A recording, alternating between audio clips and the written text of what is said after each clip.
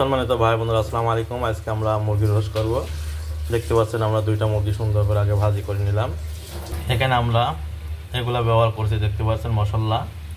এর সাথে আমরা এখানে পেঁয়াজ ব্রেস্তা করে নিলাম, দেখতে পাচ্ছেন রোস্টের জন্য। এখন আমরা এর মধ্যে রোস্টের মশলাটা দিয়ে দেব।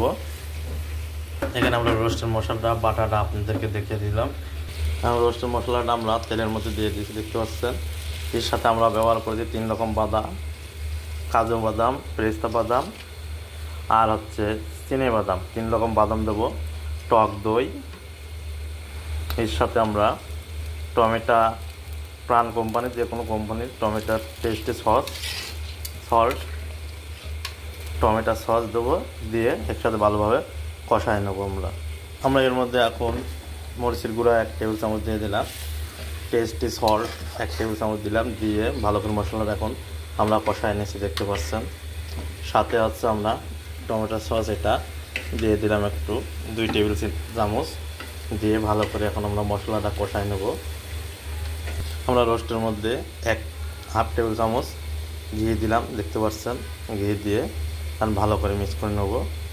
আমরা এখানে আজকে সরষের তেল দিয়ে রান্না করতে, দেখতে পাচ্ছেন। মশলাটা প্রায় কষানো হয়ে গেছে। আমরা এখন এর মধ্যে মুরগিটা যে ভালো করে কষায় নেব, কষায় পরে আবার মুরগিটা উঠায় আপনাদেরকে দেখিয়ে দেবো।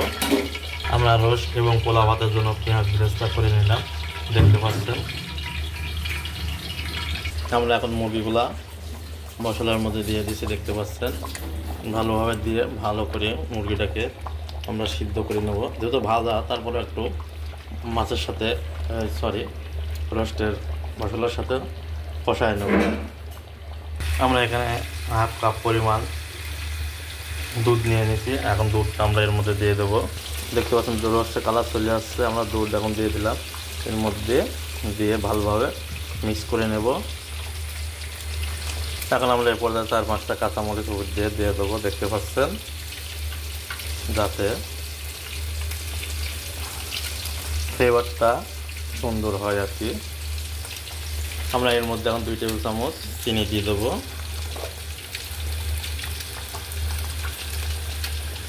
আলহামদুলিল্লাহ, আমরা মুরগিটাকে তুলে সুন্দর করে সাজায় রাখলাম। এখন এরপর আমরা মশলাটা দিয়ে দেবো। এখানে দেখতে পাচ্ছেন এখন আমাদের রোস্টের মশলাটা কষানো হয়ে গেছে। এখন আমরা একটু পরে নামিয়ে ফেলবো। আলহামদুলিল্লাহ, অবশেষে দেখতে পাচ্ছেন আমাদের রোস্টটা হয়ে গেছে।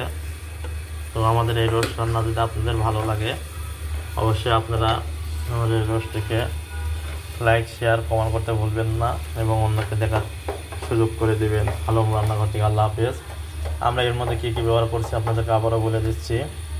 আমরা এখানে প্রথমে কাজু বাদাম, পেস্তা বাদাম, চিনি বাদাম, 3 রকম বাদাম, দারচিনি, এলাচ, লবঙ্গ, গোলমরিচ, জয়ফল, বড় ফল, জয়ত্রী,